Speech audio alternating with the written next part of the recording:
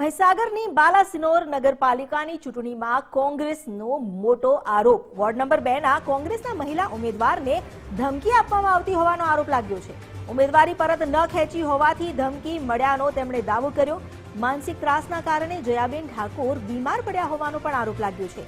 કોંગ્રેસના નેતાઓએ આ મુદ્દે ભાજપ પર ગંભીર આક્ષેપ લગાવ્યો અને જણાવ્યું કે ભાજપના કેટલાક તત્વો ગુંડાગીરી કરે છે. સ્થાનિક નેતાના માણસો ધમકી આપી રહ્યાનો જિગ્નેશ મેવાણીએ આરોપ લગાવ્યો છે. સાથે જ એ પણ કહ્યું છે કે માનસિક ત્રાસના કારણે કોંગ્રેસના ઉમેદવારને દાખલ કરવા પડ્યા.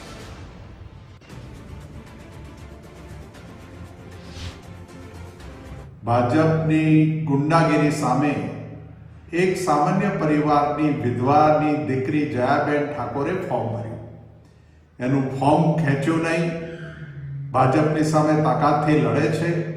રોજે રોજ જયાબેન ઠાકોર કોંગ્રેસના ઉમેદવારને ભાજપના ગુંડાઓ ધાક ધમકી આપીને હેરાન પરેશાન કરે છે. બાલાસિનોરની નગરપાલિકાની ચૂંટણીના કોંગ્રેસ પક્ષના વોર્ડ નંબર 2 ના ઉમેદવાર જયાબેન ઠાકોર એમણે પોતે વર્ણન કર્યું આજે મારી મિટિંગમાં કે છેલ્લા 2-3 દિવસથી અત્યંત ગંભીર પ્રકારની ધાક ધમકી એમને મળી રહી છે કે તમારું ઘર તોડી પાડવામાં આવશે, તમારા બાળક ઉપર જોખમ ઊભું થશે, તમારા પોતાના જીવનું જોખમ ઊભું થશે, તમને બરબાદ કરી નાખશે.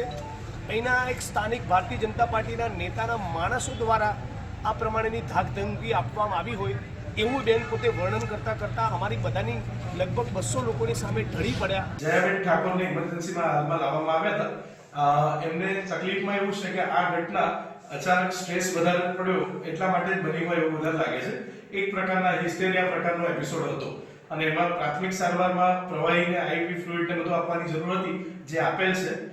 હાર્ટનો ECG ને બધું નોર્મલ હતું એટલે ચિંતા કરવાની જરૂર નથી, પણ એટલું ક્લિયર છે કે માઇન્ડ પર કોઈ અચાનક સ્ટ્રેસ વધી જવાના કારણે આ ઘટના બની છે.